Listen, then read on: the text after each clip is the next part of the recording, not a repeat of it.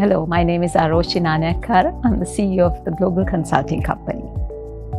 How committed are you? So I would say I'm very committed.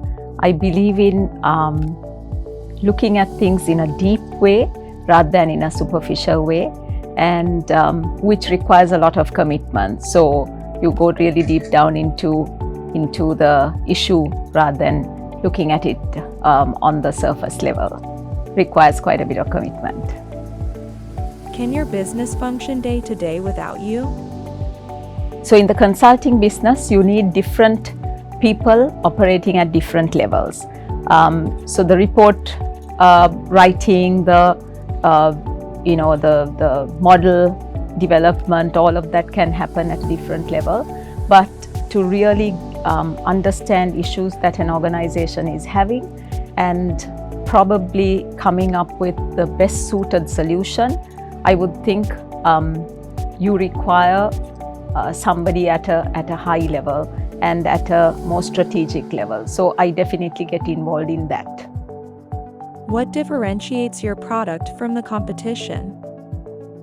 So I would say in terms of differentiation, I would say number one is that I pull in the teams, the core team of an organization into whatever the strategic intervention that we are looking at. So whether it's corporate planning or whether it's visioning for the future for the organization or looking at a restructure, it is the core team that really has to deliver at the end. So many consulting firms come out and give a theoretical model which might not get carried through by the teams. So getting their buy-in right at the beginning and involving them is, I think, key to success, and that's what we do. So that's one differentiating factor. And the other one is really looking at the execution part. It's not the planning part and the strategizing part alone that spells success. It is finally, at the end, it's the execution. And how I come in and my company comes in is to make sure that we handhold an organization and really monitor the deliverables and the milestones to ensure that execution takes place. So those are two really differentiating factors. How much power do you think customers have? Customers have enormous power.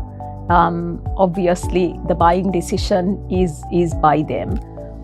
So we really need to understand what the customer wants, what the customer might possibly want in the future.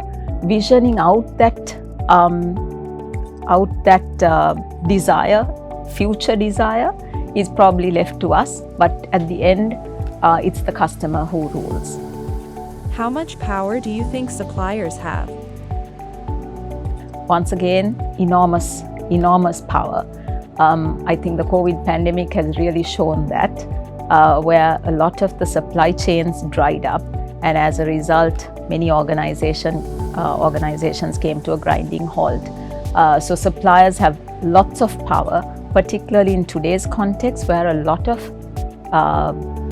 the backward requirements are outsourced. So rather than having verticals where backward integration is taking place for an organization, many of that is now outsourced.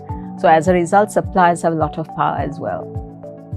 What's the smartest way to fund an operation in the middle of an economic crisis? So this is coming from the banking side as well. In the midst of an economic crisis, your funding bases actually dry up. Your funding sources will also be constrained. So because of that, to look at external funding becomes difficult. So you really need to look at how do you, as an organization, build the capability to fund yourself. And one of the key things that, again, the pandemic has shown is that you have to have a certain backup and possibly low levels of gearing, which allow you to survive in a situation like this, at least for a period of 6 months. What's your appetite for risk? In terms of myself personally, I think my appetite for risk is quite high. I've moved from banking into HR, into risk management. So if I see something interesting and I see an opportunity, I take it. So risk taking is a bit high.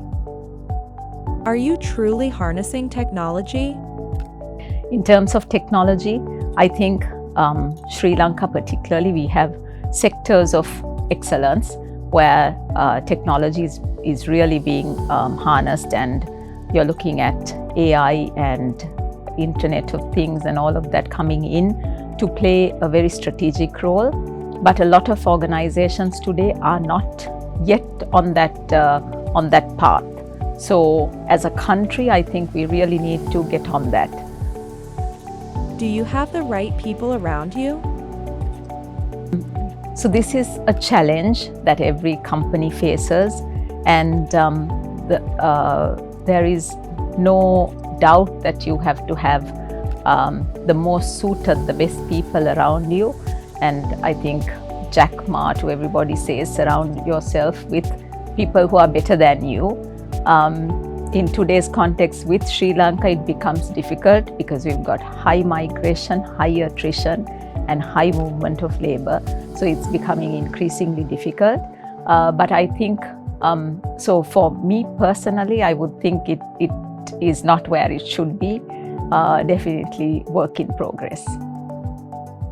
What keeps you going?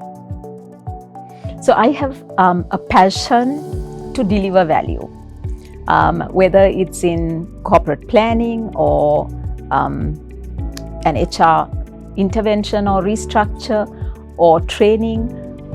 For me, what is of utmost value is the contribution I make, and to see whether that is going to elevate the people and the organization to a different level. And usually the benchmarks that I set for myself are within myself. So I'm constantly trying to see whether I'm doing better than my expectations rather than somebody else's expectations.